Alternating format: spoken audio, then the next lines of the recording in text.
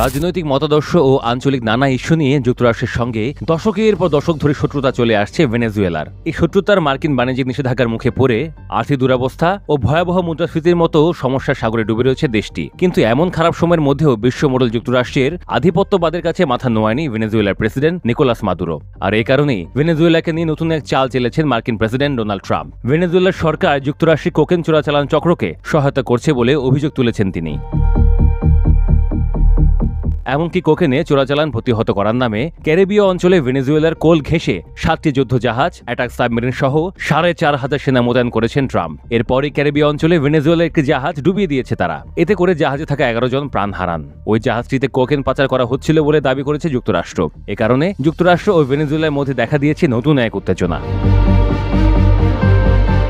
অনেকেরই ধারণা ভেনেজুয়েলার প্রেসিডেন্ট নিকোলাস মাদুরোকে ক্ষমতাচ্যুত করতেই এসব শুরু করেছেন ট্রাম্প। বিশ্লেষকদের মতে পরিস্থিতি যেদিকে গড়াচ্ছে তাতে যুক্তরাষ্ট্র ও ভেনেজুয়েলার মধ্যে সংঘাত শুরু হতে পারে, আর সেই সংঘাত চলতে পারে মাসের পর মাস। আর এই পরিস্থিতি সামাল দেওয়া মাদুরোর জন্য কঠিন হয়ে যেতে পারে। শেষ পর্যন্ত যুক্তরাষ্ট্রের ক্রমবর্ধমান চাপের ফলে মাদুরোর পতন হতে পারে বলেও মনে করছেন তারা। নিজের প্রথম মেয়াদে মাদুরোর সঙ্গে বেশ কয়েকবার উত্তেজনায় জড়িয়েছিলেন ট্রাম্প। এই রেশ ধরে 2018 সালে ভেনেজুয়েলায় একটি অনুষ্ঠানে মাদুরোর ওপর ড্রোন হামলার ঘটনাও ঘটে। ওই হামলার জন্য যুক্তরাষ্ট্রকে দায়ী করেছিল ভেনেজুয়েলা।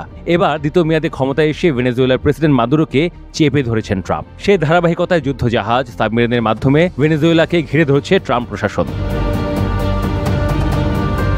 ভেনেজুয়েলা ডুবিয়ে দেওয়া জাহাজটির সম্পর্কে খোলামেলা কথা বলেছেন ট্রাম্প।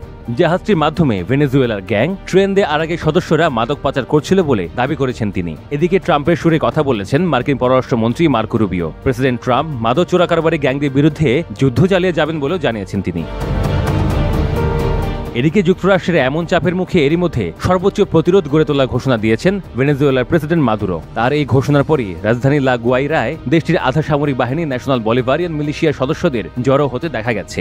এছাড়া মিলিশিয়ায় যোগ দিতে আবেদন শুরু করেছে ভেনেজুয়েলার সাধারণ নাগরিকরা। তবে চার্লস স্ট্যাট ইউনিভার্সিটির সন্ত্রাসবাদ অধ্যয়ন বিষয়ক প্রভাষক সিজার আলভারেজের মতে যুক্তরাষ্ট্রের চাপের মুখে টিকে থাকতে পারবেন না মাদুরো। তিনি বলেন, দক্ষিণ আমেরিকার প্রতিবেশী দেশগুলো মাদুরো থেকে মুখ ফিরিয়ে নিয়েছে। মাদুরোকে বাঁচাতে তাদের কেউই এগোবে না। অতীতেও চিলি, বলিভিয়া, ব্রাজিল, কিউবা এবং পানামার মতো দেশগুলোতে যুক্তরাষ্ট্র সরাসরি হস্তক্ষেপ ঘটিয়ে জোরপূর্বক সরকার পরিবর্তন করেছে বলেও উল্লেখ করেন তিনি।